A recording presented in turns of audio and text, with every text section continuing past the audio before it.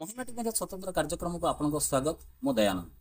वर्तमान आम पाखे उपस्थित अच्छा दिगपहंडी निर्वाचन मंडल स्वाधीन प्रार्थी कानचरण पात्र जी कि शिक्षकता सह राजनीति भी करते। आसतु सार को मुहर शुणा से राजनीति केवल आरंभ कले आ स्थिति दिगपहंडी निर्वाचन मंडल में स्थिति केमती अच्छी जानवा। सर नमस्कार, महिला टीवी आपको स्वागत। सर नमस्कार, कौन कहे सर दिगपहंडी निर्वाचन मंडल में आप स्थिति बर्तमान केमती अच्छी?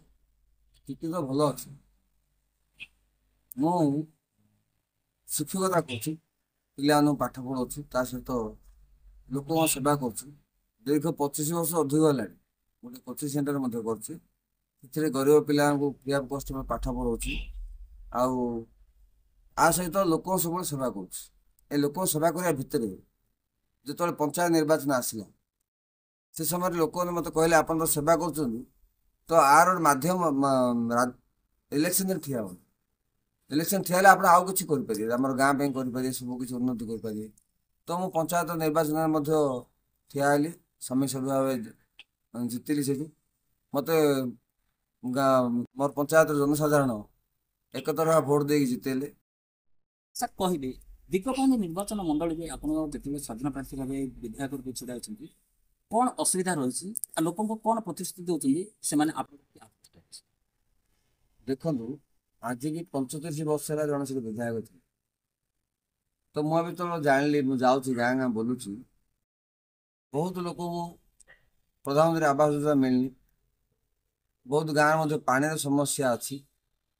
तो मुझे जो देखुची तो एम प्रतिश्रुति दूसरी मुझे विधायक आसिली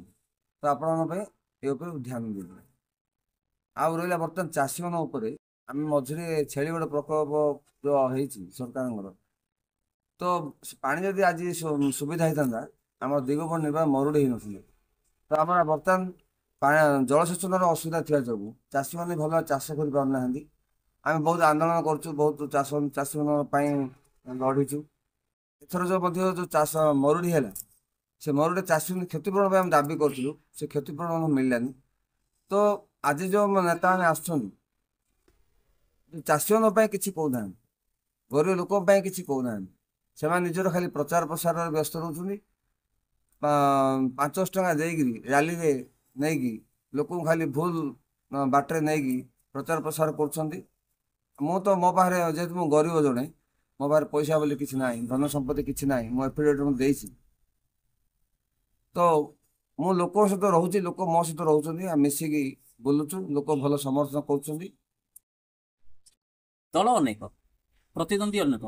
आपण भी प्रतिद्वंदिता कर प्रतिद्वंदिता संघर्ष केते दूर सफल हो देखो मोप नुआ नुह कहीं मो लोक सहित 25 वर्ष आज लोक सहित कम कर कम कर तो मो किसी असुविधा ना प्रतिद्वंदिता समस्त करेंगे रण क्षेत्र समस्त ओल्लैंट किए ना जन तो विजयी हम मो लोक सब नवेदन कर माटी जी जन्म हो माटी जी लोक ताकू ही भल लोक देखिए भोट दिंतु आज जो भुवनेश्वर आसिक लोक ठिया दुर्भाग्यवश जीतिले से गाँव को पलैबे कौन सी गरीब लोक समस्या नहीं पहुँची पारे एमती क्या संभव ना ट्रेन कि बस लेकिन जीव जा कौन सी विधायक समस्या शुणे तो आमर आज बर्तमान दिगपहंडी निर्वाचन समस्त गोटे मनस्थ कर लोकाल लोक भोट दबा कौन सी दल को नुहे भल व्यक्ति की देखिए भोट दबा आउ जी दुख बुझीपारे समस्या बुझीपारे से भोट दबा से मोर लोक समर्थन अच्छा मु आशा कर निश्चय विजय लाभ कर। मोर शेष प्रश्न आपको दिगपहंडी निर्वाचन मंडल भोटर्स मान को कौन कहे मु मोर दिगपहंडी निर्वाचन मंडल भोटर मैंने एति कह चाहूँ मु कानूचरण पात्र केटली चिन्ह ठिया आपण मैंने देखु जे आपणकर पाखे रपर सब समय आप समय दे पार